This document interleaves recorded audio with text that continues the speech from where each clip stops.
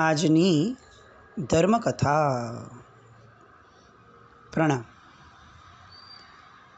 પન્યાજી મહારાજ અને એમના દ્વારા તૈયાર કરાયેલા કેટલાક એવા શ્રાવકો કે જે શ્રાવકોના જીવનની વાતો સાંભળીએ તો આપણને અનહદ આશ્ચર્ય થાય, ચમત્કાર જ લાગે કદાચ કે આ બધાના જીવનમાં જે રીતે પરિવર્તન આવ્યું, એવું પરિવર્તન કોઈ એક વ્યક્તિ કઈ રીતે પોતાના જીવનમાં લાવી શકે, આટલું આમૂલચૂલ પરિવર્તન. અને આ એક એક શ્રાવકોએ જીવનમાં જે રીતે પરમાત્માના શાસનની સેવા કરી છે અથવા પોતાના જીવનની અંદરમાં નમસ્કાર મહામંત્રના આલંબને જે સાધના કરી છે, એ બધાને જોતાં એક બહુ મોટો યક્ષ પ્રશ્ન થાય કે કોઈ એક વ્યક્તિ એક ભવની અંદરમાં આટલું બધું કેવી રીતે કરી શકે. આમ સિમ્પલી વિચાર કરીએ, એમના લગભગ શ્રાવકો બધા જ બહુ જ સંપન્ન હતા. હવે એ સમયે પણ ભારતમાં એર કન્ડિશનનું ચલણ ખાસું એવું હતું. ખાલી એટલો ફરક હતો કે બહુ સમૃદ્ધ વ્યક્તિઓના ઘરમાં જ એર કન્ડિશન રહેતા હતા. સામાન્ય માણસ લોન લઈને કે ખેંચાઈને સ્ટેટસ માટે એસી લગાડે એ બધા જમાના હમણાં શરૂ થયા. આ નેચરલી જે લોકો બહુ જ સમૃદ્ધ હોય એ લોકો એર કન્ડિશનનો ઉપયોગ કરતા. હવે પ્રશ્ન એ થાય કે આટલા બધા શ્રાવકો એમના કે જે લોકો ગર્ભ શ્રીમંત હતા અથવા અતિશય શ્રીમંત હતા. અતિશય, આપણે ખાલી સી કે મહેતાની એકની વાત કરીએ ને તો એક જમાનો એવો હતો કે એટલા મોટા ઇન્ડસ્ટ્રીયલિસ્ટ કે વર્ષની અંદરમાં સાહેબને મળ્યા એની પહેલાંની વાત, વર્ષની અંદરના 360 દિવસમાંથી કમસે કમ 250-200 દિવસ એ આઉટ ઓફ ઇન્ડિયા હોય બિઝનેસ ટૂર માટે. હવે આવું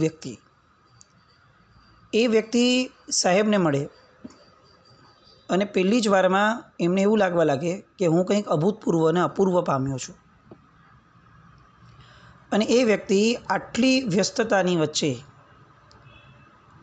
સાહેબને મળ્યા પછીથી સાવ જ અનાયાસે પોતાના જ અંદરના ભાવના કારણે સ્વાધીન ભાવે, કોઈ પ્રેરણા નહીં, ન સાહેબની ન બીજા કોઈની, અને એ નિયમ લઈ લે કે સાહેબ આગળ દર મહિને કમસે કમ આવવું. ને આવવું એટલે સાહેબ આગળ જવું એટલે અત્યારે જેમ આપણે મહાત્માઓ પાસે જઈએ છીએ એવું નહીં કે ગયા, શાતા પૂછી, 2-4 કલાક બેઠા, સાંજ સુધી રોકાણા, વાપર્યું અને વયા ગયા. આવું તો અશક્ય હોય, કોઈ વિચાર પણ ન કરે. આ બધા લોકોની એક પેટર્ન સ્ટાઇલ હતી કે જાય ને એટલે જવાનો સમય એ લોકોનો કે ભાઈ આપણને અત્યારે અનુકૂળતા થઈ છે, ચાલો વયા જઈએ સાહેબ પાસે. પણ પછી ક્યારે પાછા આવવું અથવા નીકળવું ત્યાંથી એ સમય સાહેબનો. ઘણીવાર અઠવાડિયા સુધી સાહેબ ન બોલે, ઘણીવાર 15 દિવસ સુધી ન બોલે, કેટલીક વાર 3 મહિને પણ સાહેબ બોલ્યા હોય કે ભાઈ હવે તમારે જવું હોય તો જવાશે. પણ સાહેબ ન બોલે ત્યાં સુધી કોઈની પણ અંદરમાં એવી તાકાત પણ નહીં, અંદરમાં આવો ભાવ પણ નહીં, એવી મનસ્થિતિ પણ નહીં કે એકવાર સાહેબને પૂછે કે સાહેબ હવે અમે જઈએ.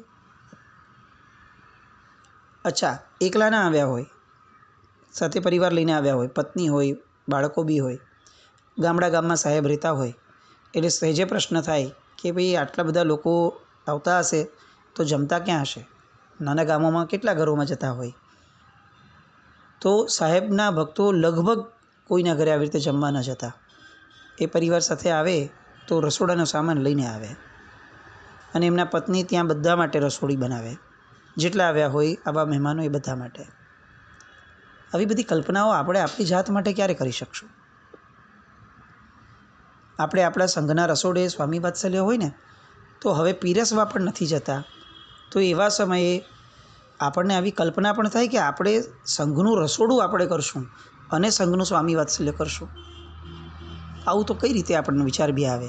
હવે ઘરમાં પણ આપણે રસોઈવાળા બહેનોને બોલાવી અને રસોઈ કરવાવાળો જમાનામાં આપણે જીવીએ. એવા સમયે ગામની અંદરમાં જઈ બધાનું રસોડું કરવું, સંભાળવું, કોઈ પ્લાનિંગ વગર જવાનું.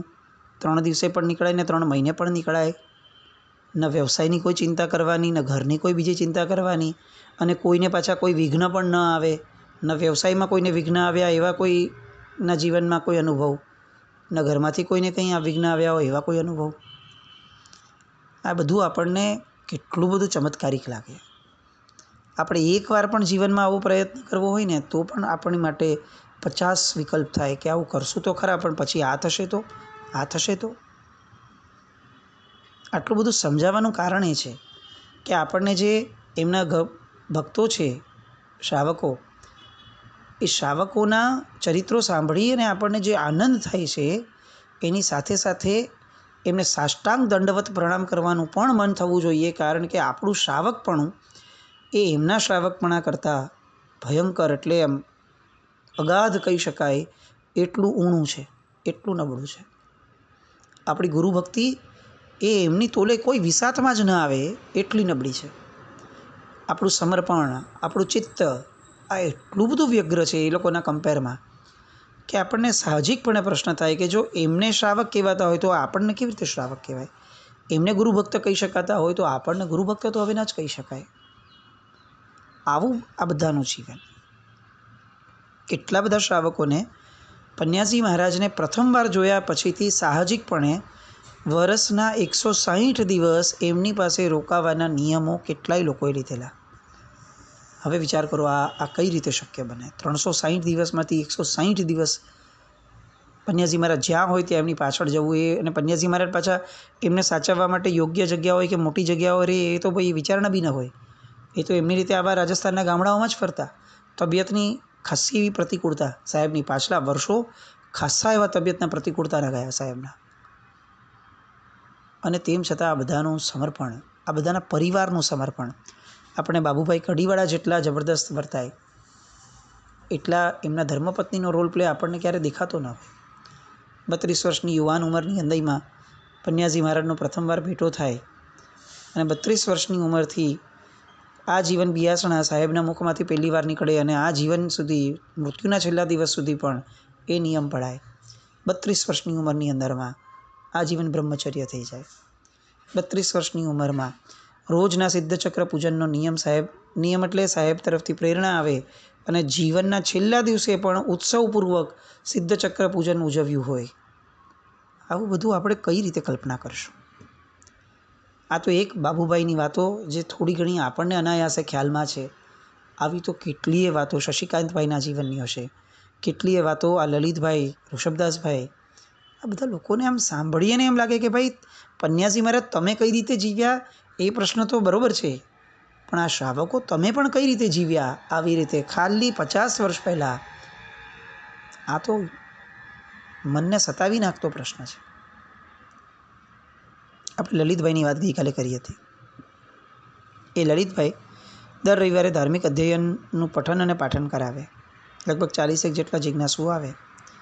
એકવાર પૂજન હતું અને પરમાત્માની ભક્તિપૂર્વક ચામરનું નૃત્ય એમણે કરવાનું શરૂ કર્યું. પૂજનમાં સંગીતની સુરાવલી ચાલુ હતી અને આ ભાવોલ્લાસ વધતો ગયો. ચામર નૃત્ય થતું ગયું. આજુબાજુ કેટલાય લોકો બેઠા છે, પણ એ બધું તો ભૂલાઈ ગયું. ખાલી બે જ તત્વો આ જગતની અંદરમાં ઉપસ્થિત છે, એક પોતે અને એક પરમાત્મા. અને એવું ચામર નૃત્ય થયું, એવી ભાવધારા આગળ વધી કે એ સમયે આ લલિતભાઈની કુંડલીની શક્તિ જે છે એ શક્તિ જાગ્રત થઈને ઉપર ચડવા માંડી. ભક્તિ નૃત્ય એટલું બધું જબરદસ્ત વધી ગયું કે આત્મમસ્તીની રમમાણ એમની અશરીરી ચેતનાની જ્યોતને પરમ જ્યોત સાથે ભળાવવાની અંદરમાં જાણે હાથવેતમાં હોય એ લેવલ સુધી પોતે પહોંચ્યા. સંગીત બંધ થઈ ગયું, પણ હવે જે કુંડલિનીની શક્તિ જે છે એ એટલી બધી ઉર્ધ્વગમન પામી. હવે સંગીત પૂરું થયું એટલે ચામર નૃત્ય બંધ થઈ ગયું, પણ હવે એ જે શક્તિઓ ઉપર ઉઠી હતી પ્રભુની કૃપાથી, ગુરુ કૃપાથી, એ શક્તિઓ નીચે બેસવામાં એકદમ તરતથી સંગીત બંધ થયું અને નૃત્ય બંધ થયું એટલે એ શક્તિઓ નીચે બેસવા સમયે મૂલાધાર ચક્રની આસપાસમાં બેસી જઈ અને એટલે કરોડરજ્જુમાં એ શક્તિઓ અટકી ગઈ. અને એ જ ક્ષણથી 14 વર્ષ સુધી તેઓ પથારીમાંથી ઊભા ન થઈ શકે એટલા બીમાર રહ્યા. આ સાંભળીએ તો આપણને તો કેવું આઘાત, આશ્ચર્ય બધું ભેગું થાય. બહુ સાહજિકપણે આપણામાંના કેટલાક એવા કદાચ હશે અથવા સામાન્ય ટોળું જે અત્યારે છે એ બધાના મનમાં તો આ જ વિચાર આવે કે આ તો ધર્મ નિંદાયો. ભગવાનની ભક્તિના કારણે જુઓ કેવું કષ્ટ આવી ગયું, કેવું વિઘ્ન આવી ગયું. 14 વર્ષ સુધી પથારીમાં પડ્યા રહેવાનું. અને એ લલિતભાઈને આ પરમાત્માની ચામર ભક્તિ, નૃત્ય ભક્તિ દ્વારા મળેલી ભેટ લાગે.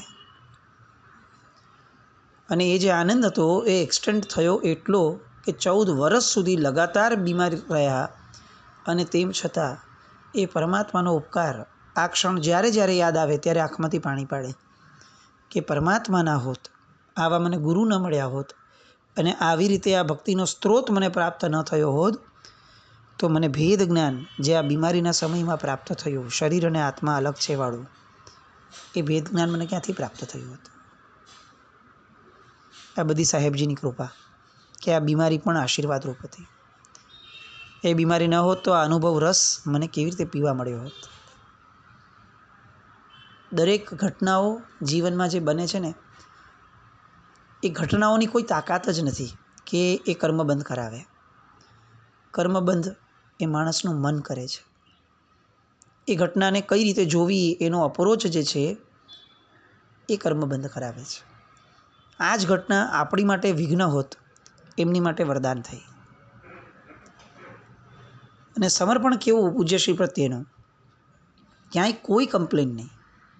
એટલે મુખથી તો નહીં જ, મનથી પણ નહીં. અને એ પરિવારની કેવી ગજબની ઉદારતા, કેવી ધન્યતા. આખા પરિવારે આ જે ભક્તિ મહોત્સવ હતો એને, એ ઉત્સવને એ પછીથી પણ કન્ટિન્યુ કર્યો. અને 14 વર્ષની આ બીમારીમાં એક પણ વ્યક્તિની પન્યાસી મહારાજ પ્રત્યેની શ્રદ્ધા, પરમાત્મા પ્રત્યેની શ્રદ્ધા, એમાં એક નાનકડો પણ ઘસરકો નહીં. આપણે તો ઘા લાગી જાય, ઘસરકા જવા દઈએ. આ કેવી પન્યાસી મહારાજની કૃપા હશે અને કેવું ઘડતર હશે, કેવા પરિવારો જોડાયા હશે. અત્યારે આપણી પરિસ્થિતિ એટલી નબળી કે કોઈ એક વ્યક્તિને કોઈ એક જગ્યાએ સમજો કોઈ ભાવ થયો અને જોડાણ થયું, પણ એના પરિવારની વેવલેન્થ તો મળે જ નહીં. એટલે બિચારો હેરાન થઈ જાય. યા તો બિચારા એ પોતે બેન હોય તો બેન હેરાન થાય, બાળક હોય તો બાળક હેરાન થાય. આ કેવા વરદાન હશે પન્યાજી મહારાજના કે આખો પરિવાર એક સાથે જોડાય. બાબુભાઈ જાય તો એમના દીકરા, એમના દીકરાની વહુ, એમના પોતરા, આ બધાને એક જ લગ્ન હોય અને બધાના ફેમિલી ગુરુ હોય પન્યાજી મહારાજ. શશિકાંતભાઈ જાય તો બધા જ એક સાથે એમની તરફ આગળ વધે. એમની દીકરી દુબઈ હોય તો દુબઈથી જ્યારે પણ આવે ત્યારે જાય. એમના દીકરાના વહુ છે તેમ છતાં પણ જાણે પન્યાજી મહારાજ ગુરુ છે.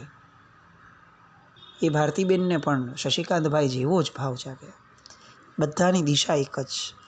જાણે આપણને એવું લાગે કે પન્યાજી મહારાજ એ દરેક આવા શ્રાવકોના ઘરની અંદરમાં પણ કયો આત્મા આવશે એનું પણ કંટ્રોલિંગ લઈને બેઠા હોય. પન્યાજી મહારાજની એક એક વાતો આપણને ઈર્ષ્યા કરાવડાવ્યા વગર ન રહે. આપણે કેમ એ રેન્જમાં ન આવ્યા.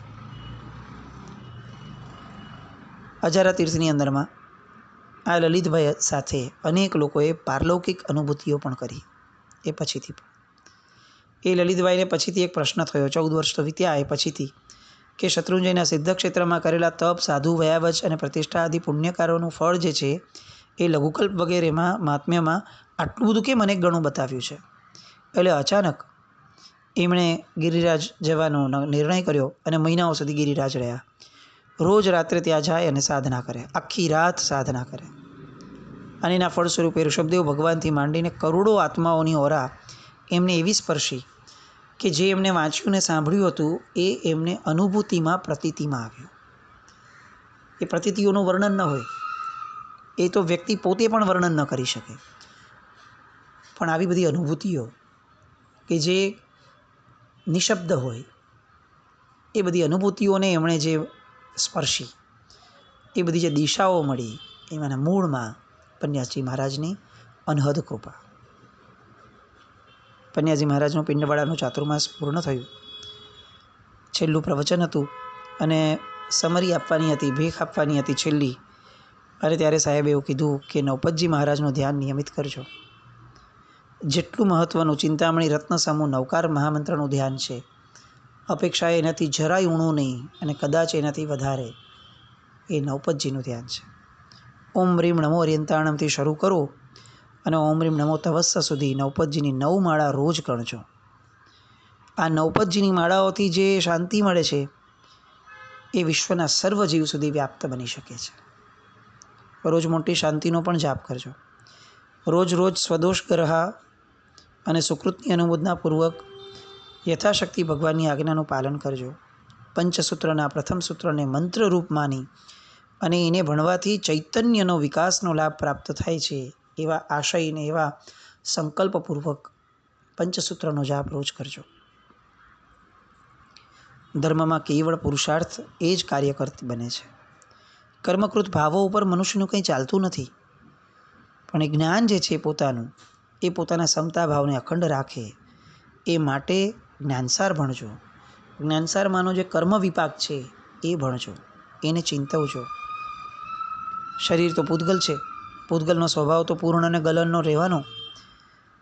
પણ શરીર જ્યારે પોતાના સ્વભાવ પ્રમાણે વર્તે, નબળું પડે અથવા કોઈ વિચિત્રતા લાવે, ત્યારે એ સમયે મારા આત્માએ શુદ્ધ ઉપયોગમાં રહેવાનો સ્વભાવ કેમ છોડવાનો? જો શરીર પોતાનો સ્વભાવ સાચવે છે, પૂતગલ છે એટલે પૂર્ણ અને ગલનનો, તો મારા આત્માનો સ્વભાવ એ અખંડ સમતા ભાવનો છે, અખંડ પ્રસન્નતાનો છે.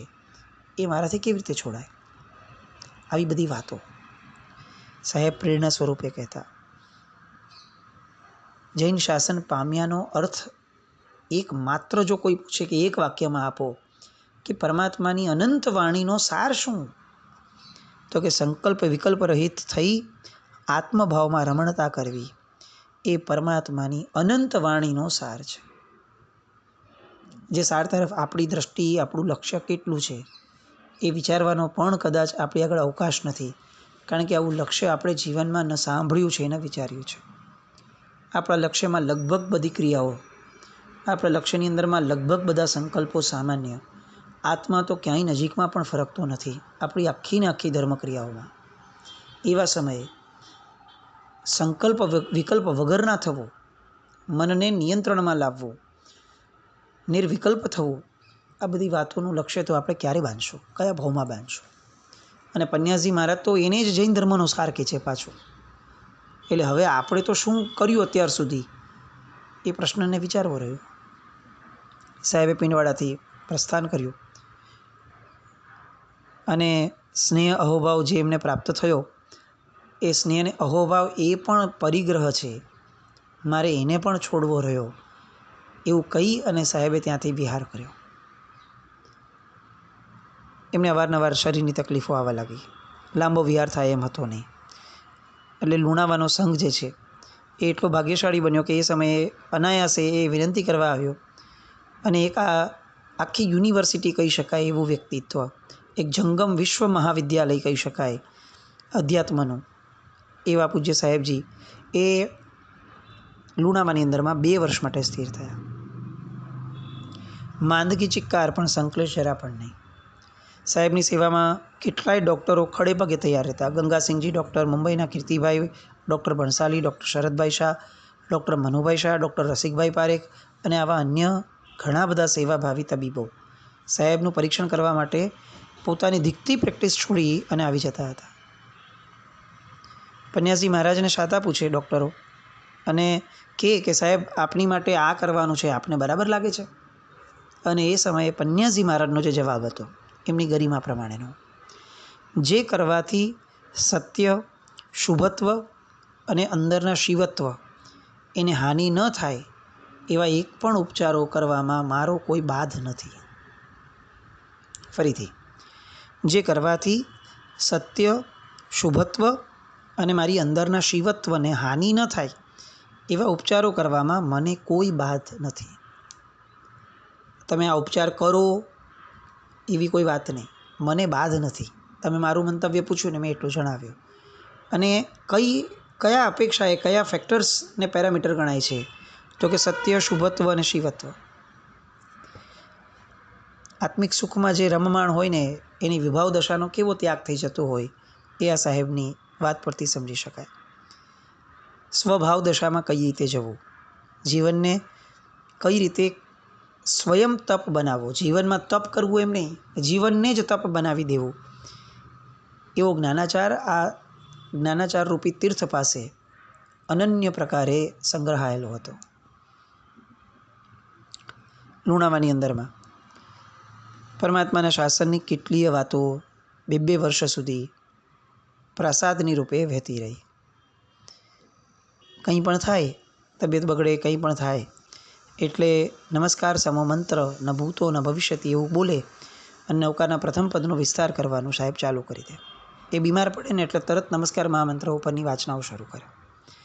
એક એક પદના અર્થનું રહસ્યોદ્ઘાટન થતું જાય, ગૂઢાર્થનું ચિત્તહર મનોહર રસદર્શન થતું જાય અને લોકોને એમ લાગે કે આજ સુધી અમે ધર્મરૂપી વૃક્ષના પાંદડે પાણી પાયું હતું, પણ મૂળના સિંચનનો માર્ગ તો જાણે હવે ખુલ્લો થયો. અનહદ કૃપા સાહેબની. અને એના કારણે લોકો દૂર દૂરથી આવતા જતા રહ્યા. લુણાવાની ગરમી જબરદસ્ત, પણ જાણે સાહેબની વાણી એ ગરમી કરતાં પણ વધુ શીતળ.